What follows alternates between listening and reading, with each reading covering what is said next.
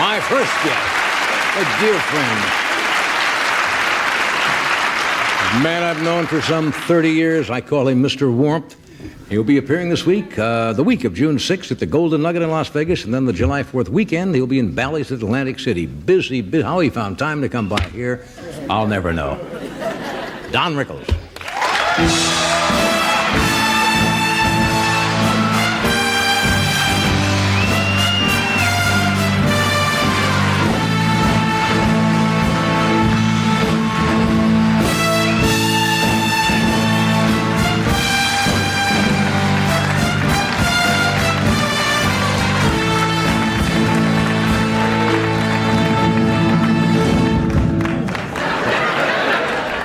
John. Don, Are you the governor of Guam?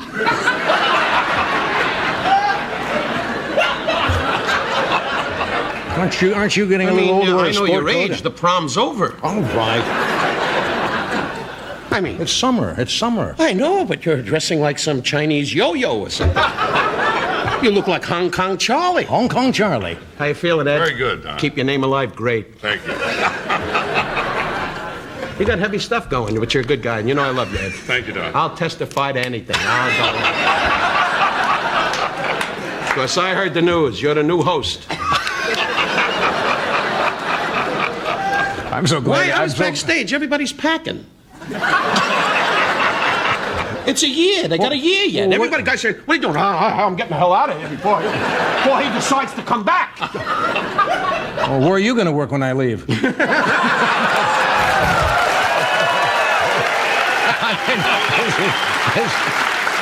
This is about it, you know. Arsenio Hall is going to be at the house for dinner. That's right, about another year. Yeah. I wish you luck, John. Thank you, Don. I think it's time you moved on. I think so. Hey, I'm not saying that facetiously. I'm not retiring. You know, I'm just stepping down as the host of this show. You're finished. There are It's other things I over. want to do. Stop trying to be graceful. They asked you to get out, and you're walking away.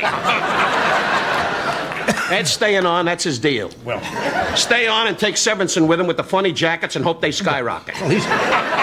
Jay Leno's going to work in the crowd selling peanuts. But don't worry, John. You got $40 million. You should walk away. Come on. I know what you got. I saw your house at the beach. I'm comfortable. Comfortable? Comfortable? Comfortable. When a man spits, there's a guy to catch it. Doesn't everybody? Well, you don't live in East Los Angeles. You're in Beverly Hills. What are you talking about? We have a small little hovel and we keep small, alive. You know, we don't have what you do. We call you up for dinner once in a while, but you and Alex, you have a place now in Utah or something, right? Yeah. Are these too fast? No. Oh. Now you know why they want to dump them. You ask the man a question, he goes, nobody ever asked me that before. Yes, You're great, though, Ed. You keep leaning over like you know what's going on. That's why he stayed here all these years. Yeah. You're right, John. Charlie Attention. You got it. Has no idea when the show's over. He goes, I was so bored. I just want to get back to my life. Oh. Hello, Bambi. Nah, I kid you, big guy. Have you ever thought now you're getting along in years? Yeah, what are getting along in You're years? out on the road playing little joints. Not joints. I play nice places. All right. What's that joints? You make it sound like I got a tattoo on my arm with cigarettes under the T-shirt. Well, that's right. Hey, Vinny, you want another shot? But didn't you used to play some of those places? Of course, we all did. No, you came from London. All of a sudden, you're with Alex at the tennis match going, I think it's McEnroe's serve. And I remember you when you sat around with me in New York and went, is it morning? Are you going to start that again? Well, you brought it up. I didn't bring anything up. I didn't say it, you did. All right, now, We're both doing Jack Benny. Why? For God's sake. Okay, they're not dives. You play nice places. Right. Haven't you ever thought saying, hey, that's enough, Barbara? How is Barbara, by the way? Same. I'm sorry. She's a typical Jewish wife. She's wearing the jewelry now and signaling ships. Are we there yet? Now, haven't you ever thought, hasn't Barbara said, hey, Don, you've worked all your life. Why don't you just stay home now and, you know? No, I'm going great. You're the one that's finished. No, I'm not. No. Hey, don't sell me down the river. I'm hot. I'm going with Ed. We're having our own Tonight Show. And then I'm going to get my kid on Star Search and skyrocket. But no, I don't think about retirement. When the audience doesn't show up, like tonight. But I want to say, Let me do this, and then we'll come back. don't beg. It's your show for another year. That's right. And then that other kid comes in with the funny jaw. Yeah, then you're... We'll be right back.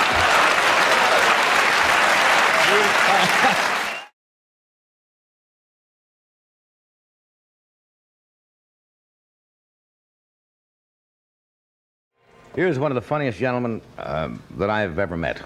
He's a good friend, and he's done something a little bit different. Recently he's made an album of The Little Prince with Richard Burton, which will be released at Christmas and on NBC. And on NBC, what is that? And on December the 5th, not on NBC. I see 3 letters, and it's brainwashed in there. I call it December NBC. And on December the 5th. You will appear at the Mark Hopkins Hotel at a benefit dinner there to keep San Francisco beautiful. Would you welcome a very funny gentleman, Mr. Jonathan Winters? I like that kind of Toyland music there. Dun, dun, dun, dun, dun, dun, dun, dun. Dance of the Sugar Plum Boys or whatever it is. That's kind of cute. I don't know what that was. You're kind of toy-like yourself. Oh, yeah. You know. Yeah, all year round, I like to go to the window, and the toy windows and look at the little funny things in the window, the little toys, whatever they are. What have you been doing lately? I haven't seen you for a while. I've been doing literally nothing. I've been watching prices soar. And I'm now going back into my old wardrobe, wearing things with the little funny narrow lapels, cutting back, and wearing shoes that are worn. These rascals are shot, but I'm cutting back. Boy, I'm making a lot of cuts. No, I haven't done anything. Are you turning the for... thermostat down at all? Huh? Oh, yeah, we turned that off. Turn it completely off? That off. I'll tell you, seriously, we had a friend of ours come out here from Ohio. She's back in Columbus, and... Bless your heart. She came back from Columbus, and she stayed just a couple of days. She was in some kind of speech therapy. She was over in Vegas on a convention, and oh God, no end to the clapping order. So at any rate, she came to visit us as she has in the past, and she said, "My gosh, it's cold in this house. It's just can't you turn the heat up a little?" And I said, "No. There's no chance. My wife and I are quite comfortable, Dory." And she said, "Lord, I'm freezing." I said, "Well, put on all your clothes, put on more dresses." Little Mackinac or something. Sure, because I said, "We're not turning it up." And she looked at us. It was that funny look to say, "Can't you afford to turn it up just a little?" And I said, "We can, but we won't." No. And she left rather angrily. Mm-hmm. How about your basement? That's where you do all the basement's your even artwork. colder. Yes, I paint in my basement, and it's a nice little setup for me. It's very, very cozy. As I told you, I think I mentioned on the show before, I'm not too far from the furnace, and so I can check on that. Then what did I have happen? I had a thing happen. I was painting the other night, and some glue spilt on the floor, and I forgot momentarily. I phase out, Just a little... constantly, just phase out. And here was glue just all over, and my cat came down, and I noticed Kitty was quite still. And so I said, "Come on, Kitty, Kitty, Kitty, Kitty. Come on, Tiger." That's Tiger. his name, Tiger. "Come on, Tiger, come on, Tiger." And Tiger's just like this, And I looked down at his little paws, and he was in quite hard in the glue. And I said, "Well, it's tough, I'm strong. I can get out of it." I said, "You just make up your mind you're going to get out of that glue." But I had to give him some help. Yeah, that's too bad. So left his paws, but... No, I'm kidding.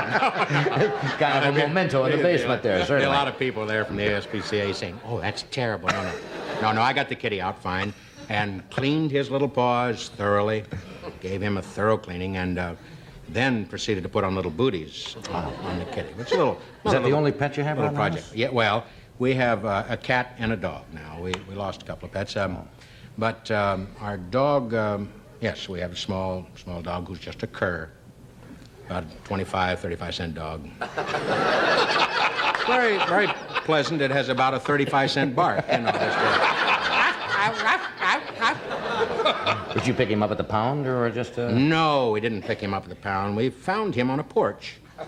And just like this, you know.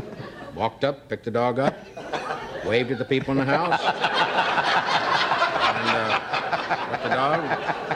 They didn't seem to care, so drove off.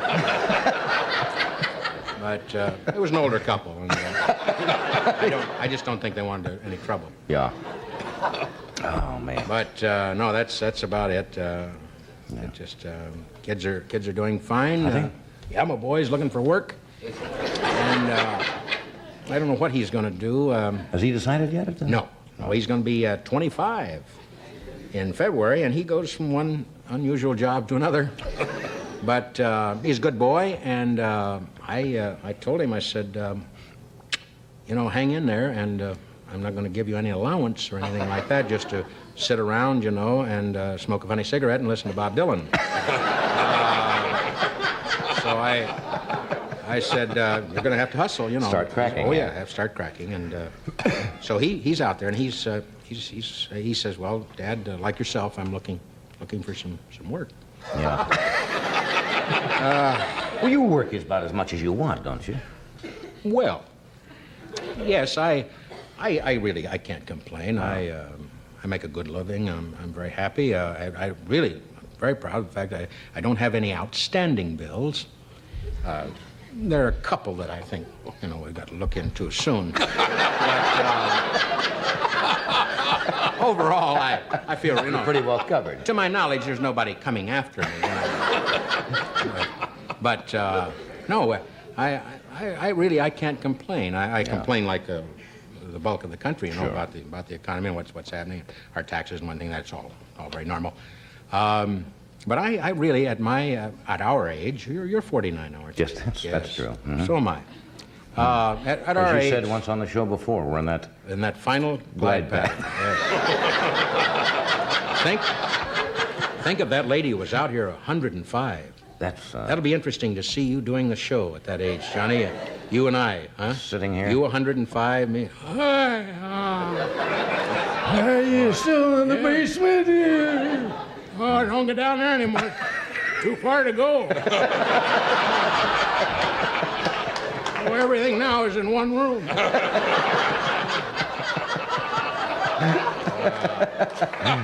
don't know. I'd want to I'm be gonna on. enjoy it now when I'm 49. I don't know what state the world's going to be in another 55 years, so I don't know. I really want to check up on that. Kind of scary, yeah. Well, it's a day-to-day basis, you know. Tell you what we're doing. When we come back, we Are we talk coming briefly. back? Yeah, we're coming back. We thought we would just, you do a lot of improvisations on your show, and you do great characters. As you've often said, you don't tell jokes as much as you do people and situations, and do a lot of improvisation. So briefly, we're sitting in makeup tonight and says, well, maybe we'll just try some interviews. The kind of typical interviews, Right. you know, Okay. we have so many Yeah. different type of people on the show, you know, stars and directors and producers and so forth. Right. And we'll come back and we'll just Fine. formulate a thing, and you can play a couple of guests. Okay? Fine. We'll take a short pause, and we'll be right back after this. And here's the pain reliever to help you get a good night's sleep, and you know how important that is. Gentle Excedrin PM.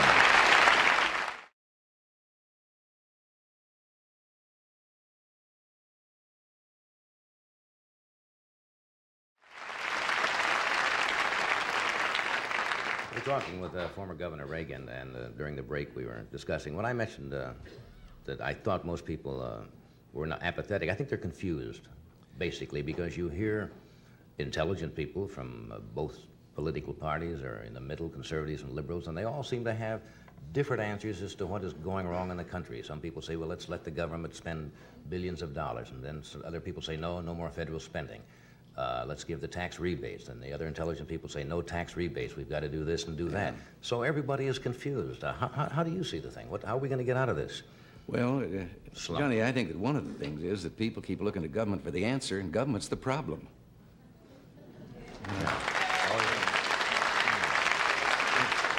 A moment ago, you asked, you know, about people and feeling not only confused, but Right. low and down in America.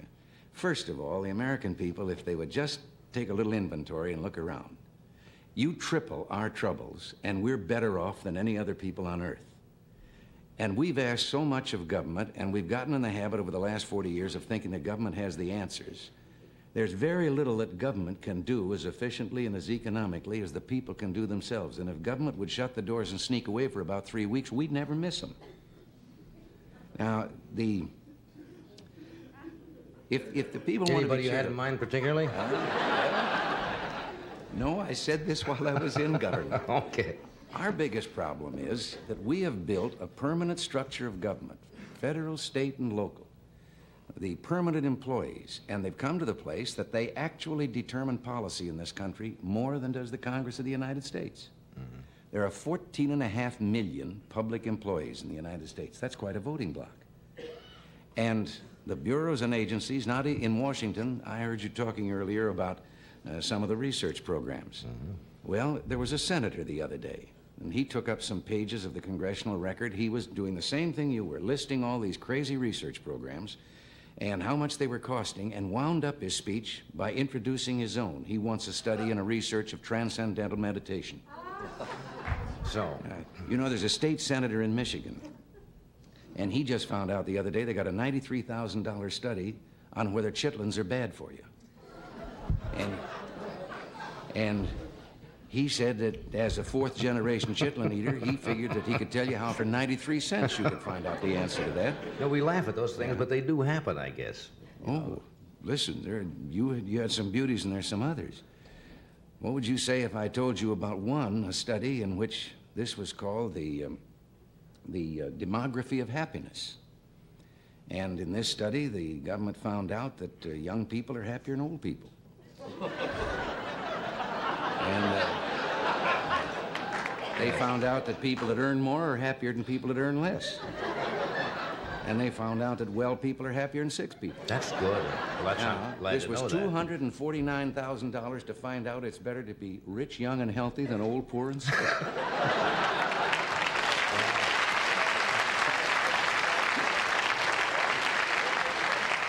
So when you say now that it's that the government may be the problem, so what do people do? They have to look to somebody, and you say if they look for themselves, that's it may be good advice. But how about somebody who's on a Social Security pension or a pension they're trying to live on $150 a month? You know, they have to look to somebody, I guess. Yeah. They're saying, hey, we can't make it. We can't afford to go to a doctor.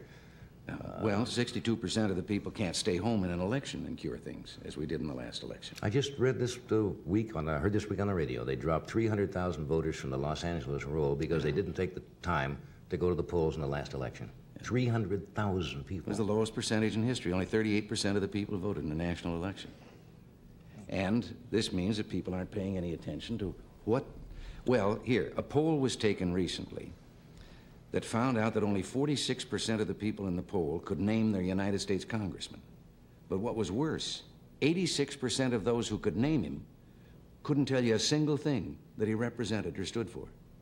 They just knew that he represented the Yeah, state. But he was a didn't know where his congressman, views were. but what's he doing while he's up there? And the same is true at the local levels of government and all the rest. But So you're saying people really have to take an active interest, and you have to have citizen That's action right. groups locally and let them know. See, the concerned special citizens, interest et cetera. groups. Now, the special interest groups aren't, as everyone thought, big, powerful business interests or something that are going to persuade government to do things. As a matter of fact, I don't know anyone with less influence today in government than business. They're just a convenient whipping boy. But it's the groups that have got a particular axe to grind. You can't have a power plant because it might interfere with the seagulls. Now, I think I'm an environmentalist. And I do not agree with those people way over on the edge who pave the whole country over in the name of progress. But also, I don't like those on the other extreme that won't let you build a house unless it looks like a bird's nest. Someplace in the middle, we got to allow people our ecology, too. Right. Well, this kind of group, and they want their particular program. Hundreds of dollars have been added to the cost of an automobile, putting gadgets on it to clear up the air. We're the only country in the world that's set out to do it that way. The automobile industry, over and over again, told government if they give them more time, the answer lay in making the motor more efficient and making it burn the fuel better. And when they were given the limited time, there was only one thing they could turn to. That was the add-ons that you had to go. And the verdict is really kind of still out on And those, And whether whether they're going to they're add doing more any good. sulfuric acid to the air or not. Yeah.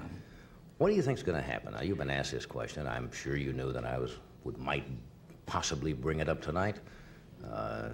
There's an election coming up. You're out of politics now, but you're speaking, and as I say, you're going around the country. Do you envision a possibility, say in '76, if the convention, say, was deadlocked? I'm giving you all the theories and so forth, and the conservatives took over possibly and got control of the electoral process, and they couldn't quite make a decision, and they came to you and said, Governor Reagan, we can't decide between Mr. Ford, Mr. Rockefeller. We're divided. Would you like to go to the White House? You remember that answer I gave you about the CIA? Yeah. Oh, come on. No, I won't buy it. I'm not going to buy it. No, I can understand the CIA now, but No, I thought that was delicately phrased. Yes. Verbose but delicate. Yeah, verbose but delicate. No, I think it's an unanswerable question. I don't think anyone, in view of the things that have gone on the last few years, knows what's going to happen in the next 2 years down the road. I think that everyone should hope and pray that people there will do the job so well that there won't be any question about it. Because if they do, then everything's all right with the rest of us. You think they're doing their job well? Well, I agree with some things and disagree with others. When they give me a choice between a $53 billion deficit in the budget and an $80 billion deficit, when budget deficits are what's causing inflation, I don't see that there's any room to be on either side of that argument. Yeah, a few I think billion. the answer to curing inflation is a balanced budget. Now, how do you do that? I mean, how do you balance the budget? Well, balancing the budget is like protecting You don't your spend virtue. more than you take in, right? Yeah, it's like protecting your virtue. You have to learn to say no.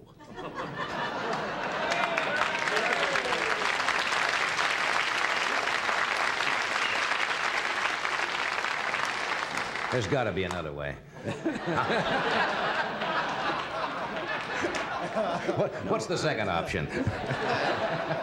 Well, no, there's some ways that this could be brought about. First of all, that limitation. Here's another one. Why shouldn't we have, in addition to a simplified income tax, why shouldn't we also have a law that says that any time a legislator or a congressman introduces a spending program, he has to introduce with it a tax program to pay for it? Then let the people find out. There was a woman that, from a financial firm that was back at the President's Economic Council, and her words weren't quoted. Everybody else's words got in the paper, all the Hellers and the Galbraiths and all the so-called economists. And I have a degree in economics, so I can say this. I think an economist is someone who has a Phi Beta Kappa key on one end of his watch chain and no watch on the other. This woman said that you go to the polls and you ask the people, do they want some social service, some program that government can give? And the people in the polls are apt to read and say, hey, that sounds good, yeah. Mm-hmm. But she says that isn't exactly accurate. She says put a $100 bill in each person's hand and then show them the program and say, now, isn't that a nice program? Do you want it? Give me the $100. And she says, see what the poll says then and how many people hang on to the $100 instead of the program. In other words, if it's rather hidden and someone doesn't know exactly where it's going to come They from. all the government programs start $1 down and we'll catch you later. And they multiply all of those things that you were... The Office of Management and Budget in Washington, that's responsible for the budget, putting the budget together, cannot even tell you how many boards, commissions, agencies, bureaus, and departments there are in the federal government. Yeah. But all of them can pass regulations. And those regulations have the force of law. And the difference is, when you break the law, you're innocent until proven guilty. When you break a regulation, the fellow that charges you with breaking the regulation, you're guilty. Right. And if you want to take him to court and prove you're innocent, that's up to you. Right. And all of these are things that yes, we can trim the budget. There's enough fat in the federal government that if you rendered it, you could wash the world.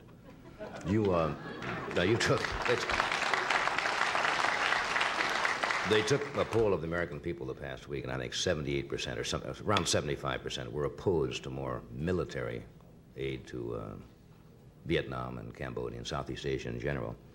And yet the administration was trying to tell the American people that a couple $100 million or $222 million would make some kind of difference, or that the government might make it. And How do you feel? Do you think that that is a lost cause in a way? I think people can see humanitarian, for children, hospitals, et cetera, medical supplies and food. But it seems that the public has just almost had it up with military involvement, where we feel we are not directly threatened. Well, we are fed up. We're war weary after a long and badly fought war. On the other hand, and this is one where I'll probably lose a lot of people because it isn't popular or political to say this today. When we withdrew our troops, we made a ceasefire, a peace agreement, and it was based on supporting the non-communist forces in Indochina on a basis of one-for-one replacement. Every bullet they expended a bullet to replace it if the communists violated the ceasefire. Mm-hmm. The communists have violated the ceasefire 72,000 times since it was instituted and we brought our men home. And I think for the United States to break its word, we're in that agreement. We pledged something, and the Congress is now saying that the United States reserves the right to just break its word and not, what are their allies ever going to trust us? And there's no question that backed by Red China and the Soviet Union, the communist forces in Vietnam and Cambodia are on their way to take those over. They do, of course. Laos just automatically falls. Mm-hmm. Then they're on the edge of Indonesia, 140 million people, which comes within 14 miles at its nearest point of the Philippines. The domino theory is in existence. Is that still a viable theory, do you think? And yes, it is. And I could see the United States one day being very, very lonely. Now, it's a very funny thing that the same forces that want to cut our defense spending are the same ones that want to increase all these social services and this social tinkering and experimenting that hasn't worked. And every time it doesn't work, they just impose a more expensive program on top of it. I think the American people, if they really look at all the facts, yes, we want fiscal responsibility.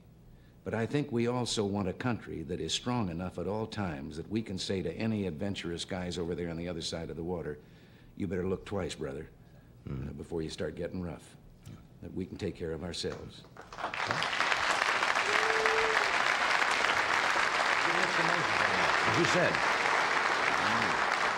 As you said, even before you made the statement, that would probably get mixed reaction from an And I audience. can understand that. People are, and it's hard to understand how maybe your interest is involved 10,000 miles away.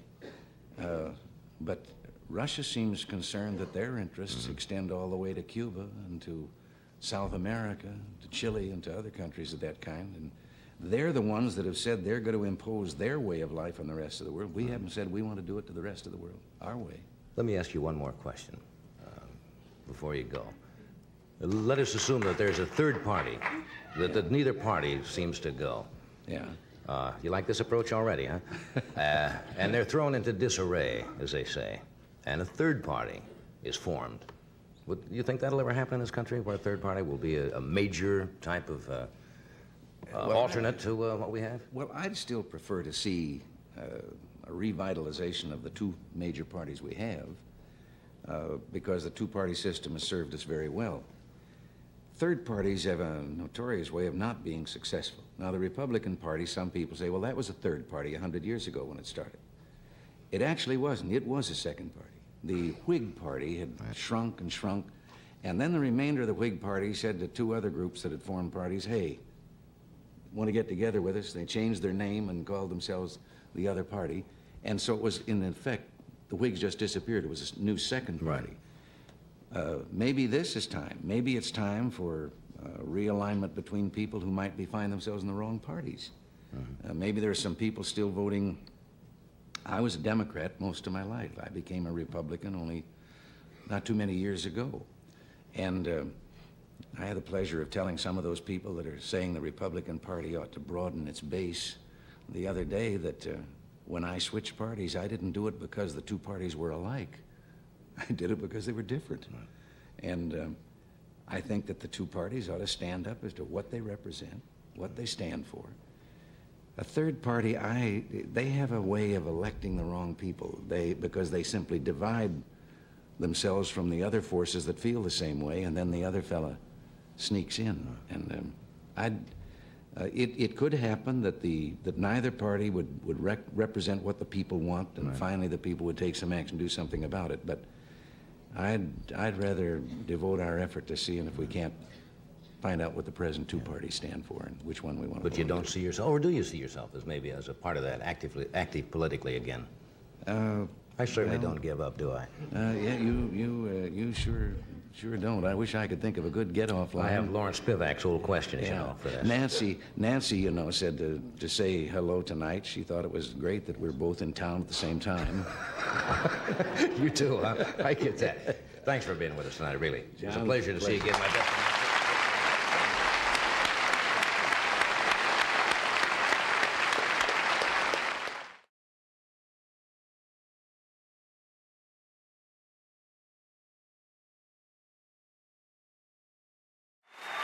Okay. Fig Newton, wider than a mile. Fig Newton. If you are looking at these lovely flowers, I think these are sent, as they are every year, by the Puyallup Daffodil Festival in Puyallup, Washington. But I've never seen them. These are multicolored, two colors. That's unusual. Yeah, usually they're just completely yellow. Are this? Anybody know anything about flowers? Is this a hybrid daffodil? A lowbrow daffodil? Are these factory seconds? What are these? Are they? They're beautiful. Anyway, we thank the colors. Puyallup, I believe it's pronounced, right? Yes, it is. Anybody know for sure? Puyallup, Washington. We thank them. Make sure. Puyallup. What'd they say? Puyallup. Oh, Puyallup. Puyallup. Okay. Puyallup is close. My next guest will know the correct pronunciation of this. Robin Williams is not only a very funny gentleman, he's a very good actor. And he has a new movie coming out this Friday called Moscow on the Hudson. And he's gotten some very good reviews. Would you welcome, please, Robin Williams? Flashing the bands, Rick. Come on home. You are healed. Yes. Yes. Some of the evangelists are so hard up now they're healing appliances. Bring forward the blender. Oh, you can't make julienne fries. Say popeel and come on home, Mama. Popeel. Yeah. Say frappe for no reason. Where else? Put your hand near the socket and I'll be laughing. Come on now. I watch him. I get hooked on those guys. Oh, it's Reverend Gene Scott's the best to watch because he's always like, believe me. Take no medication, but I'm on TV 48 hours a day. Come on, send that money now. If you don't believe, you'll be smoking in something special. Come on home. Come on. Boy. I like Ernst. Reverend Ainsley. Reverend Ainsley. Reverend Ainsley with a different color hair. Who knew? It's a miracle, a miracle. It's all there. Last time I saw you, we were, I was out at Malibu sitting on the beach one day. It's lovely out there. Yes. My God, look, there's a Negro. Let's talk to someone. Pardon me, can you teach me this?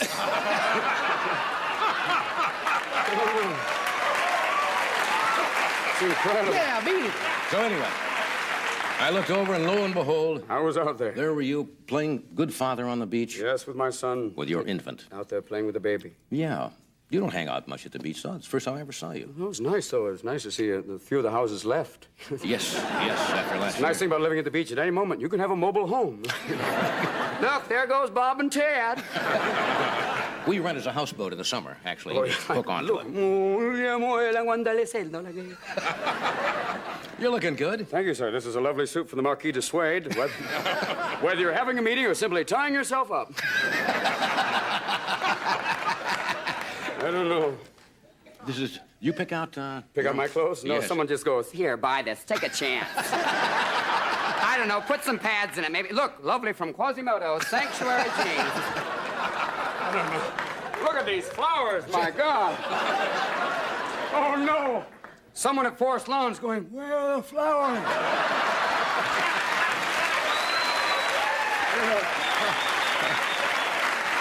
5 minutes, Mr. Williams. these are all from the NBC shows that have died the past couple of weeks. Thank you, Mr. Silverman, for that lovely bouquet. You know, the only place that midgets can have a barroom brawl is on an airplane with those little bottles. Like, Come on, come on.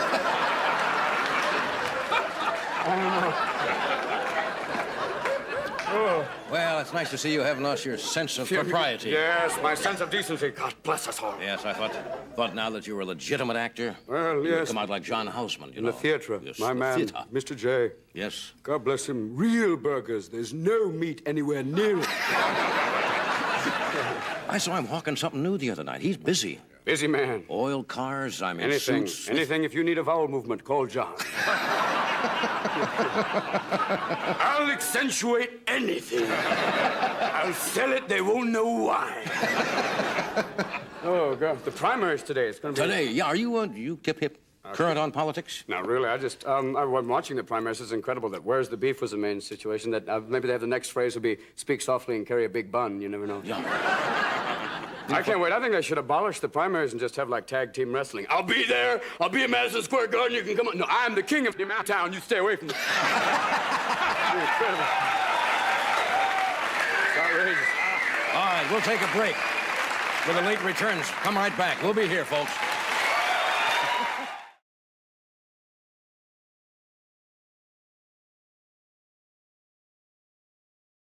All right, you know who's here tonight? Of course you know who's here tonight. You just We told them. announced it. I announced it, then you announced it. It was a rhetorical question. We had it on the board all day. I know who's here Well, it was tonight. just that kind of a question. You know who's here? Deserves no answer. On September 10th, at the Forum in Los Angeles, Muhammad Ali is fighting a return match with Ken Norton, the first man who ever managed to really silence him. And he did that, as you well know, by breaking his jaw in that last fight. Would you welcome our good friend, Muhammad Ali?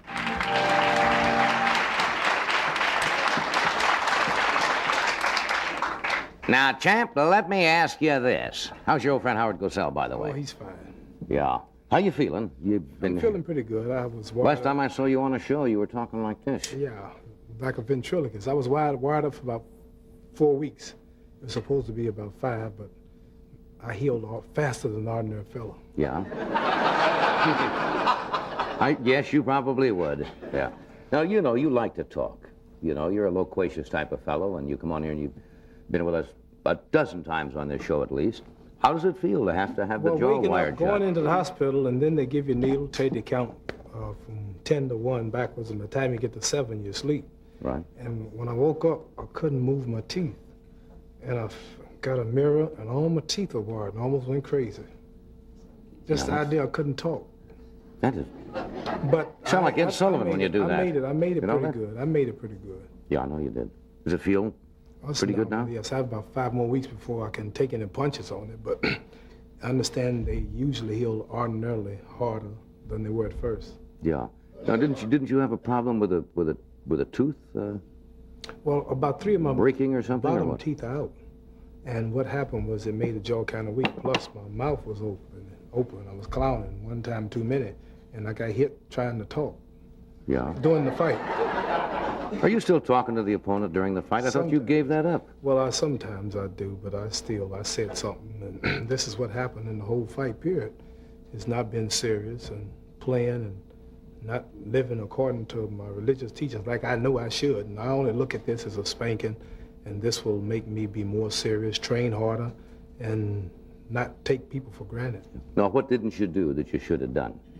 Well, many things that I really can't go into, and it's not really for nobody but to know it but me. No, well, I didn't want to be personal. You answer just what you want to answer. So, how'd you take nourishment? All liquid? Well, yes, this has caused me to be a vegetarian now. I don't eat meat no more. All I eat is fish. No, really? Yeah, I didn't think I could make it. I've met people who were vegetarians in the past, and I said, no meat, how do you do it? This is what we might think, but all my food was put in blenders. Like my wife would cook a pot of cabbage and then blend it up, Yeah. and it would come out like a milkshake, and all you had to do was drink it, the same thing. Cabbage milkshake? Yeah. And, that type, creamy, Same with the corn and the, even fish with a little cream in it. And, Well, you're not a true vegetarian then. You do eat fish. oh, yes, fish. Yeah, but no beef or that type of animal Right. stuff. So I'm going to see how long I can go, but I was surprised. I really feel better. I don't be as tired or nothing. Now, how about your weight? Does that affect your weight a lot? Well, I'm heavier now. I don't know why, but I haven't been training, just laying around the house and eating. But I have to start training about another week because this second time I'm going to really be ready. Norton is going to have to really watch out. Yeah. Because musically speaking, if he don't see sharp, he's going to be flat.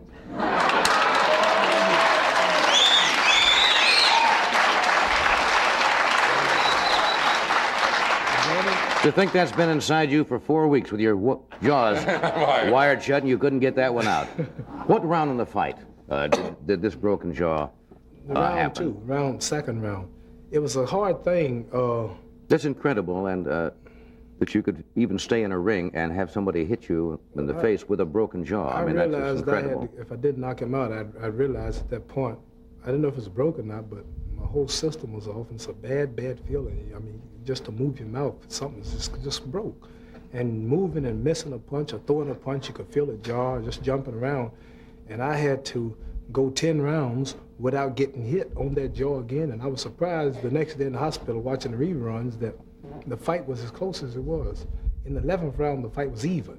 And the man who won the 12th round would win it. So he came out slugging. So for me to win the 12th round, I would have to stand there toe-to-toe, knowing I might catch a couple on the broke jaw. So my main objective was to retreat and just let the fight end. But with 18,000 people in the place and been seen in 40-something countries live and everybody on home television in America on the wide world of sports and just quit, I couldn't dream of it. But I'm lucky and thankful that I didn't really get hurt seriously. Now, what could have happened if he would have really, I mean, how bad could that have gone if he would have, you'd have fought and he'd have caught you several times? When the jaws usually broke, it's both sides around the same point, but for some unusual reason, just this side was broken, not this one.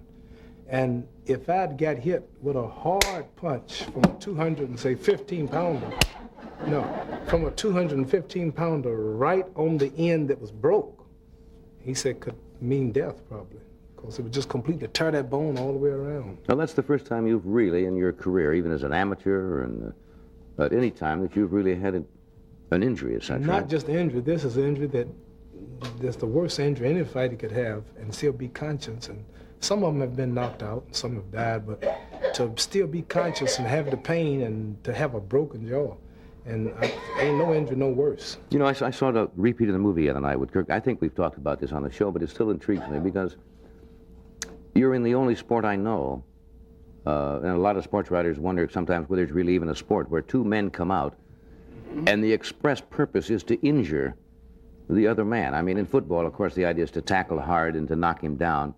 But your idea is to go out and really batter another man senseless or to knock him unconscious. This is why my fights have been criticized, because I had Jerry Quarry in that spot, and I called the referee and stopped. I wouldn't do it.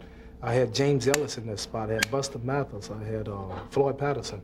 And I've been criticized for not really knocking them out or hurting them, because it's not my purpose. My purpose is to win in any way I can, but not really to hurt him for life. Well, I don't think any fighter wants to do that, but there's always that possibility, of course, when you have to hit a man as heavy as you guys are, that you can permanently injure him. Well, I'd rather get hit with those gloves than some of these car drivers I see, and these hockey players, they pick up... I'll buy that. Yeah, maybe hockey is another game where the idea is to kill your opponent, having watched some of them. Football can be rough, too. Does the thought ever... I saw the replay of the motion picture by Kirk Douglas, Champion, where he played the fighter. Does that thought ever enter your mind, and you know it's happened to some fighters, when you get into a ring, that the possibility always exists that you could end in some kind of injury that would end your career or make you... I'm going to tell you something that you might not agree, you might not understand, but the worst thing I hate about my career is going to where I have to be. Like I'm on the college speaking tour now. Right. Richard Fulton, my college agent here in New York, he's always got some college I'm going to go to. And most of the time I can't do it, but we just went to Auburn, Alabama, Auburn University. I had to be at Howard Cosell roast dinner in Los Angeles last Sunday night. Sunday night. And the next evening I had to be in Auburn, Alabama, so we had to fly. Yeah. So I hate airplanes. I do it, but just the idea of this big thing going through there at 600 miles an hour through turbulence and rain, and just one thing can't happen. And yet it's mechanical, there's so many wires and switches involved, but if one thing happened, up there I'm finished. I never worry about boxing. And the pilot tells me, he said, how can you be a boxer? Are you frightened? And the planes are shaking. I guess it's all relative, isn't it? So I guess if you're fatalistic about it that way, I guess you should be, because if you're going to fight, you can't have that psyche out all the time that I may get hurt. Well, I've been hurt a few times. I've fell off of motorcycles, and I've had car accidents, almost got killed, but I've never been in a plane that did one thing wrong. Well, see, and I don't want to be in one, doing one thing wrong. I'm with you. We're going to take a break here. Now it's time to find the answer to the question. What's a matador? We're talking with Muhammad Ali, and Jack Albertson is going to join us later, and Marty Brill, Marilyn May, and the amazing Kreskin. Does your wife ever pressure you to quit? Every movie I see, usually that somewhere along the line, the tearful wife comes up and says, "You gotta quit." She don't like sports. She don't like sports, period, but she never worries until the last fight, and then she worried. For some reason, she knew my jaw was broke before the doctors at the X-ray hospital. Your wife knew the jaw was... And why, I don't know, but she did. But you just mentioned how many people are coming on. I have to start winning my fights because I used to come on last. You always came on first.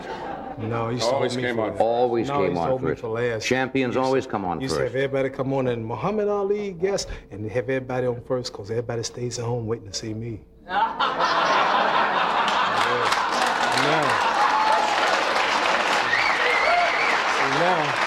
Now, why don't you go beat up Kreskin? So, you can beat up Kreskin, you can come on last. About your wife, she never says give it up? Never. Can I ask you a question? Now, you don't have to answer this because it is a little bit personal. But you, as a person who are a celebrity, you kind of have to give up a little privacy occasionally. And I only ask this question not for shock value, but for example,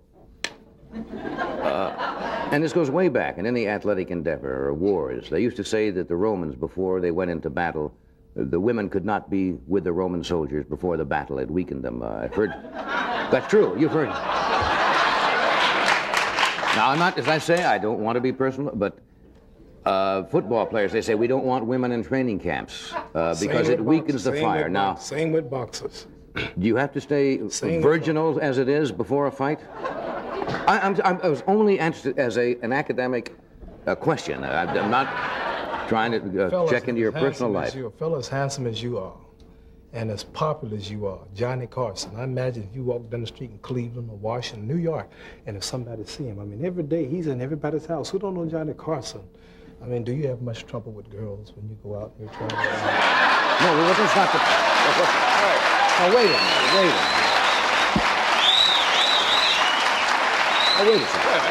Wait a minute. What kind of answer is that? That wasn't Perhaps I can phrase it better for Mohammed. Certainly. How about you before a show? At my age, I can't do it before I brush my teeth. I mean, I'd lose that much strength. I can't get the brush to go. You know what I meant. Well, Does it in any way sap your strength? Well, we have a train. I just built a training camp in Deer Lake, Pennsylvania, about 20 miles out of Reading, and it cost me about some $170,000 to complete it. I have a log cabin, training quarters, big couple of bunkhouses, a restaurant, and we have horses, stables. And I built all of this just to get away from my wife. Well, then you've answered the question. Way up on the mountain. See, so... There it is, every day, up and down the mountain. I'm making a joke. A little joke there. It's a little joke. No, you've answered the question.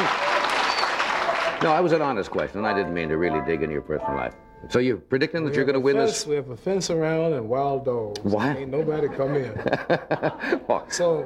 You want to stay with us a second, or do you have to run, or what? You can stay a while, or whatever you'd like to do. If you're finished with me, I appreciate going because I'll stop to make. You got to get into training, and you've got to get to sleep and everything, don't you? Not that quick, but I have another stop to make. Do you? All right, the bout is September the 10th in the Forum in Los Angeles with Ken Norton. Ken Norton. And I promise you the second time will be real different from the first time.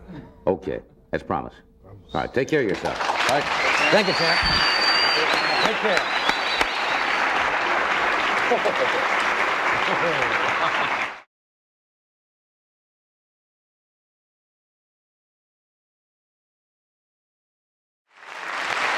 Loves to perform because he loves audiences. And even at his own club in New York called Dangerfield, strangely enough, he still doesn't get any respect. But he'll be working at the Tropicana Hotel in Las Vegas for 6 weeks starting February the 17th. Rodney Dangerfield.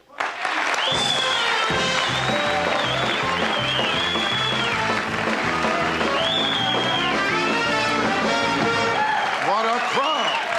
What a crowd!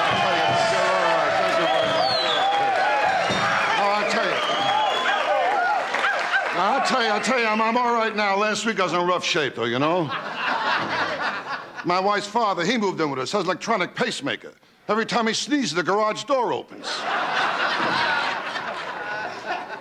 I saw my dentist, too, last week, another beauty. I said to him, Doc, look at my teeth. They're all getting yellow. He told me to wear a brown necktie. I'll tell you, last week was a rough week for me. I broke up my psychiatrist, too. He told me I'm going crazy. I said to him, if you don't mind, I'd like a second opinion. He said, all right, you're ugly, too.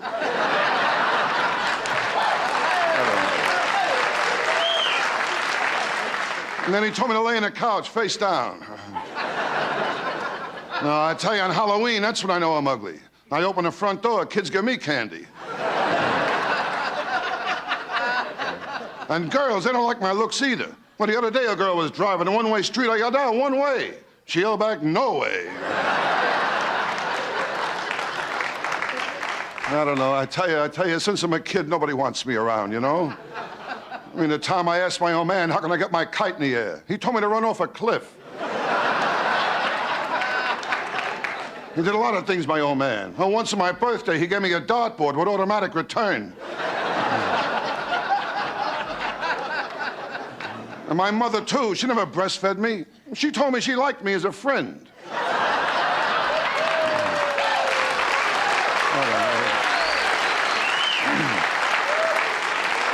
I tell you, since I'm a kid, I don't get no respect from anyone. Well, last week I donated blood. The family thanked me for saving their dog's life. And my wife, she's no better than the rest of them. I told them when I die, I want to be cremated. She's planning a barbecue. And with my wife, I got no sex life either. Outside my bedroom window, they caught a peeping Tom sleeping. What a sex life. Well, my dog keeps watching me in the bedroom, wants to learn how to beg.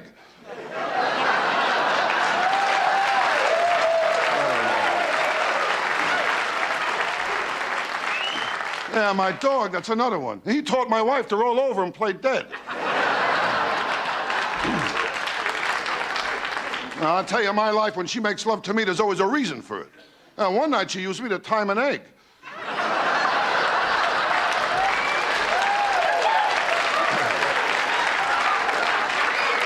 And I'll tell you something else, too. I don't like the nickname she gave me either. Microwave. Hey, Hollywood.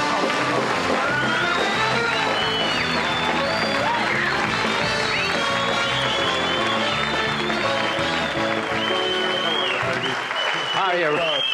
You're looking wonderful, Roger. Eric, thank you very much, Johnny. You look kind of cute yourself, you know that? Very nice. Yeah, how you doing, all right? Is it warm in here? What's me? You know, the pressure. The pressure. It's always there, you know. You want me to I'll do a commercial, give you a chance to cool off a little bit? Whatever you like. It's okay. I mean, it's not my ball game, you know. That's right. But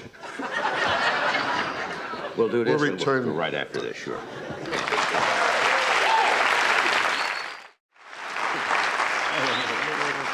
Very nice. Yeah, So, you look relaxed now. well, I'm okay. I'm fine. Thanks very much. It's always nice. This relaxes me, being out here in Does it really? California. Nice people. You know, California's a pretty country, too. You like it, know. huh? Well, I like big mountains. They got big trees. You know, it's lovely out here. Yeah. You know, I love trees. You know that. Oh. Sometimes I spend a whole day just looking for a piece of oak and a hunk of ash. You know that. No, I mean, in New York, there's not many trees. There's not you know. many trees. Well, where I live in New York, there's only one tree in my block, you know, and two guys live in it. I'm telling you, it's You live in a rough neighborhood. oh, very bad. Are you kidding? My neighborhood, forget about all kinds of people there. Yeah. But this last week, a guy rotated my tires from my car to his. No, my neighbor, there's always problems, though. You kidding? My block is a beautiful children's zoo, you know? Last week, 4 kids escaped. I mean, always problems. No, but I'll tell you, kids are bad today, Johnny. They're bad today, Johnny. Yeah. I'll tell you, my kid, too, full of smart answers, you know? Well, the other day I said to him, I says, you're young, you don't have it upstairs. He told me I was old, I don't have it downstairs. Now, I mean, people can drive you nuts, Johnny, you know? Yeah. The other night I went into a place, I asked the bartender for a double. He brought out some guy who looked like me.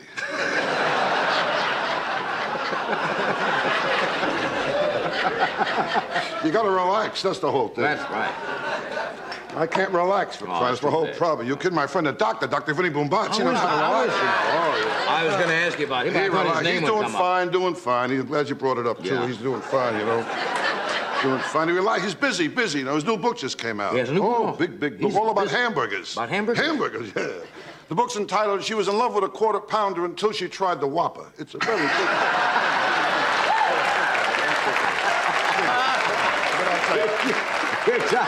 Your doctor writes a lot of funny books, doesn't he? Books. Oh, yeah. All about hamburgers, yes, sir. Boy. Well, I'll tell you, Johnny, I count my blessings. Do you really? I count my blessings, you know. I'm doing okay today. Show business, I was broke for years, you know. I never had any money. I couldn't buy nothing. I used to go to orgies to eat the grapes. Are you kidding? I had no money at all. No money at all. My whole life, I never got a break with anything. You kidding? With me, nothing comes easy, nothing. Well, last week, my gay uncle died. Left me all his dresses. Don't get a break with nothing, Johnny. Hasn't been a good year, has it? I never had any luck with girls either. You kidding? Really? Never had any luck with it. By the time I was 16 years old, I had sex once and VD twice. Never had luck with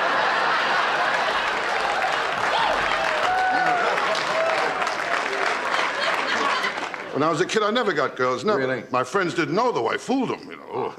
I used to go to drive-in movies alone and do push-ups in the back seat of my car. You know?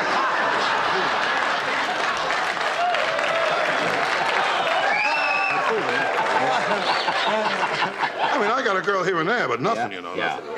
Well, one time I took out a real fat girl. Ooh, was she fat? Big girl. Fat out there. She was so fat, I mean, during sex, guys asked directions. You know what I mean? That's a big girl. Big girl. Big girl. Fat as no guy. I lose some weight myself, Yeah. Johnny. It's awful. That's the whole thing today. Look thin, you know? Yeah. I found out the best way to look thin, you hang out with fat people. It's the only way, I'm telling you, you know? It's healthy, thin, and health. That's what's health. We didn't come to health yet. Right. That's right. Health is important, you know? And I'm getting old. I'm not a kid anymore, you know that? We all get old. I'm at the age now, I tell you, I'm envious of a stiff wind, you know? I'm getting very old.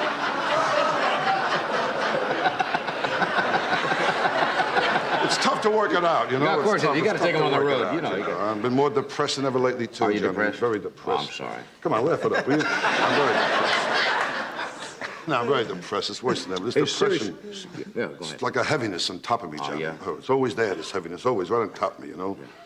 Other guys get up in the morning, a new day, up and at 'em. I wake up, the heaviness is waiting for me nice, you know? And sometimes I even talk to it. And I say, hi, heaviness. And the heaviness looks back at me, today you're gonna get it good, you know? You'll be drinking early today.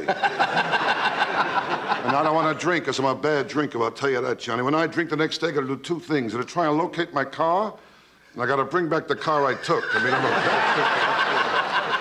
Remember that one? Yeah, sure. Of course I do. Of course you do. You know a lot in my bed. I don't know. Bring on the next guy. I don't know what I'm doing.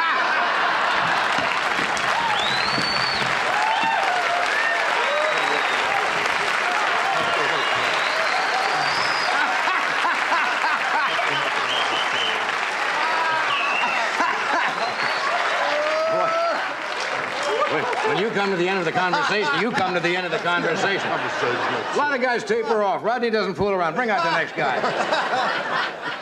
You're a funny man. Thank you very much. We'll do this and we'll be right back.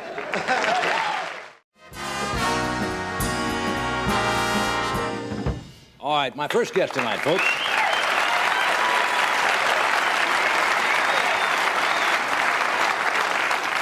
My first guest tonight was called the Shirley Temple of Czechoslovakia because of her, that's true, because of her success there as a child star. Now, I understand when President Reagan visited Chicago in June, she performed for the president, and the local media in Chicago was so taken by her that they started an actual campaign to get her booked on The Tonight Show. We actually got this tape you're going to see from PM Magazine, and this was part of the effort. We'll show you this. Watch the monitors here. People say, Vlasta, you can get any higher than that, than playing for President of the United States. And I said, yes, but there's higher thing. I said, you know what's my dream is? I gotta get, and that's my wish, on Johnny Carson.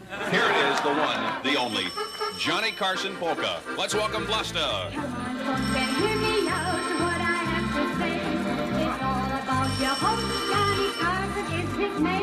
Chicago Radio's Jeff and Jer have made Tuesday Vlasta Aid Day on their WFYR-FM morning show. The phones jam up with callers who pledge signatures on petitions to send to The Tonight Show. We will never give up. If this takes 10 years, we are going to get this woman on The Tonight Show somehow or another. She's just so genuine. You really want to pull for her. You really want to see her on there. And it'll really be a victory for everybody. So the response has been incredible. Well, folks, I'm here to tell you...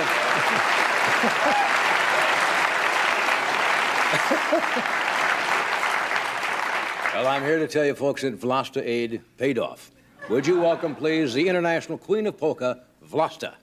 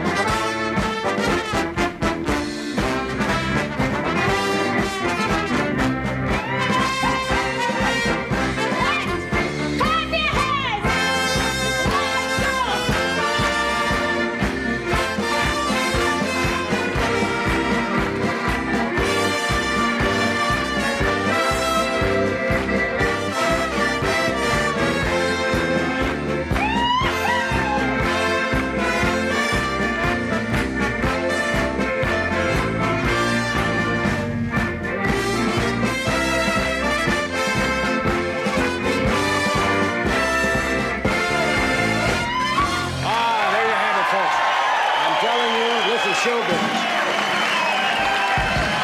Okay, come on over, Blaster. Okay, that's Blaster, folks. Unplug the amplifier there. Okay, a little getting disengaged. How are you? How are you? How are you doing? Johnny. Yeah, sit down here. How are you? Okay. Ed will help you remove your accordion.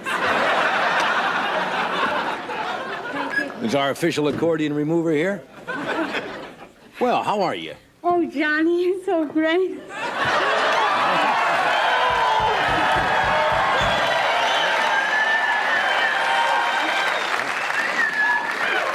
come on now.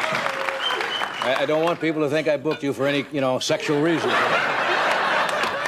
How are you? It's nice to have you here. Thank you very much, Johnny. Can I have your drink or something? It's a little coffee. Would you like some water? Anything, just your coffee. So is you right? have a little coffee there. Say, did I pronounce your name right? Vlasta? Vlasta. No last name? It's a Czechoslovakian name. She was a warrior. Vlasta was a warrior. Against the men.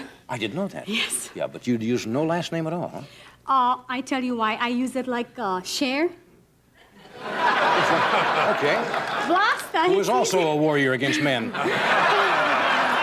So we'll take a break and we'll be right back.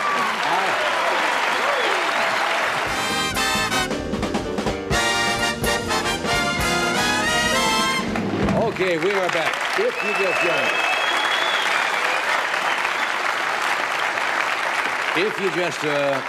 you just have joined us, this young lady is called Vlasta, just queen of the polka, international queen of the polka, right? Yes, because yes, Johnny. you do come from Czechoslovakia, and you were telling me about this dress. 100 years old, did you say?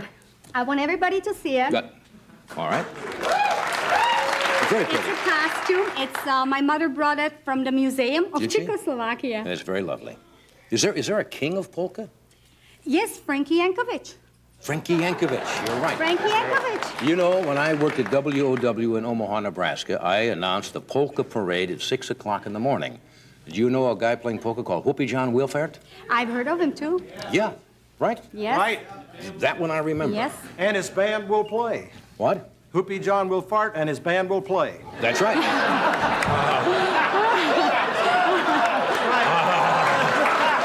That's absolutely true. Now, look, I know you're from Czechoslovakia. Now, shame, but didn't the polka now originate in Poland? Or am I wrong? Well, a lot of people think, you know, a polka means a Polish girl. But if anybody looks in a dictionary, it is, that's the translation. But really, in a dictionary, if you look, the polka means a half step. I see. But it originated. Polka originated 1830, Johnny, in a little village. And the girl names were Annie, Aniczka called. Aniczka called. Yes, and she was a pauper girl, and she started the polka steps. Later on, matter of fact, it went to Vienna, England, and every place. And people, the white, you know, the cream of the folks, they used to pay in silver money, and then it came to United States. But the Polish people are the greatest promoters of polka in the United States. I think you're right there. Yeah, that's true. Chicago, especially. You still you still practice all the time? Oh, Johnny, I practice about 5-6 hours a day. 5 or 6 hours a day? Yes, I do. Because it's a great instrument, and especially to be performing. And thank you, Mr. Doc Severinsen, to let me be part of you, because if you appear with Doc Severinsen, you can be that bad. That's right. You have to have certain... We set certain standards to play with Doc, and you... He is one of the best. He's one of the best. He is one of the best. You know, Johnny, I come from the suburbs, from Berwyn. You come from the suburbs where? From Berwyn. Berwyn. Berwyn, that's right. So this is what the whole Chicago is watching tonight. Yeah, well... now, you were called the Shirley Temple of Czechoslovakia. Yes, because I look like Shirley Temple when I was 4 years old. You still look a little like Shirley Temple. Yeah, you've got that cute face. Yeah, I used to tap dance and done about 20 movies. And then we, you know what happened? We emigrated. We went to Germany, spent 4 years in a refugee camp, and we got lucky. I lost my dad in a war, and my mother brought me. Yes. I think what they don't mean to laugh and be cruel. It doesn't. Because no, what you said we got lucky, and then you said the next thing was we lost our dad in the war. That's right. We lucky to emigrate to the United States. They were not being unkind at all. And we got lucky to. When you say we, is your husband? No, my mother and 2 little children. You do have a husband, though, right? Yes, and I got married when I was 16. 16? Yes. Does he listen to you practice? Oh, Johnny, I tell you. See what happens. I come up with these tunes, and probably Mr. Doc Severinsen knows how this works. You get an idea, and doesn't matter it's afternoon or night. Sometimes I wake up at night at 2 o'clock in the morning, and I come up with a tune, so I pick up accordion, I wake my husband up. I says, Johnny. At 2 o'clock, you wake your husband and play the accordion? Is that true?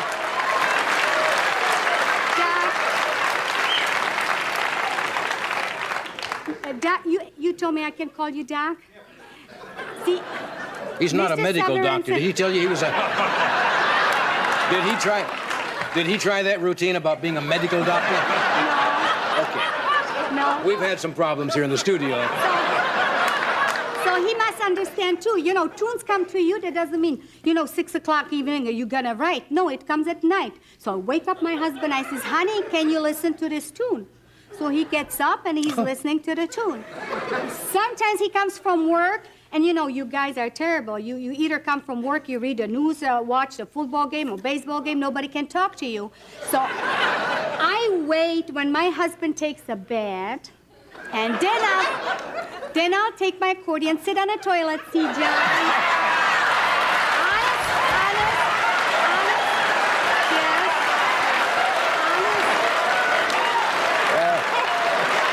I'll tell you, any marriage that can survive a husband taking a bath and a wife sitting on a toilet seat with an accordion is a strong union.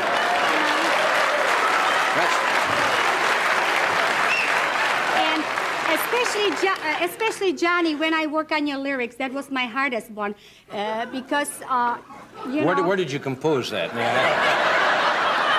My husband, came, he's a second shift, and I wish he would have been here with me, but he has to work, and support me, Well- what I'm doing. But I'm sure he'll hear he's from an you when auto you get body home. man. Hi, Johnny. And sometimes when I've done lyrics for you, Johnny, Yes. a second the hottest polka in Chicago, everybody's Really? playing it. I Well, I'm- wrote the lyrics when I was taking a bath with my husband.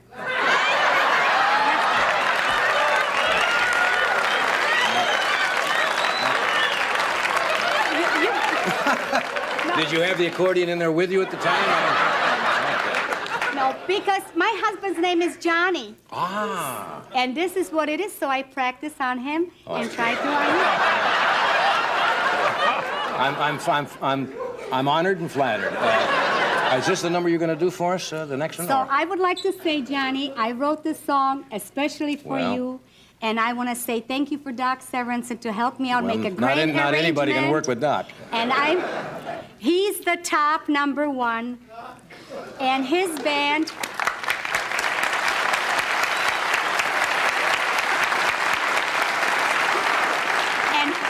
And Johnny, this is my honor to be on your show. And I want to thank you, Chicago, for putting me on Well. Johnny Carson show. Thank you. Thank you. Thank you. Okay. What?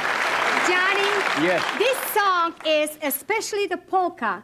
And do you think you can come here because it's especially for you that I can show you a little bit steps to polka? Would you do I that? really don't know how to play. I'll teach you. It's very easy. 1, 2, 3. Next time. Yeah, we better do the number. If we do all this, we're not going to have time for Alan, so maybe we can just play it this time, and we'll dance at a time to be announced in your local paper. What, dear? Can you help? What do I do here? Just put it over. Yeah. Okay. That's it. Okay. And just here. Okay. This- Right?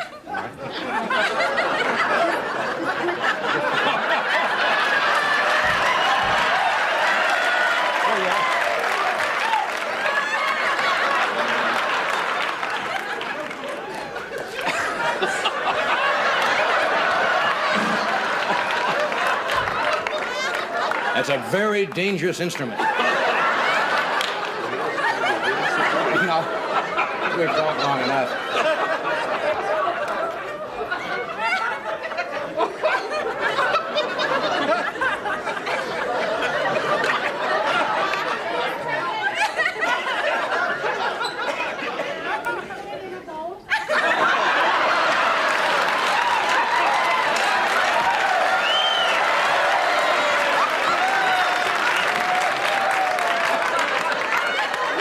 Thank you. Okay.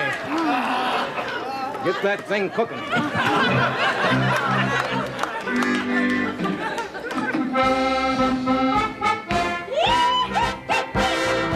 Come on, folks, and hear me out what I have to say. It's all about your host, Johnny Carson is his name. He's on each evening entertaining you. Yes, on Tonight Show, he made it polka too. Johnny, Johnny, come on, dance with me. I'll teach you the polka. It's lots of fun, you'll see. Johnny, oh Johnny, it's just 1, 2, 3. You'll feel great all over if you do the polka with me. Yeah!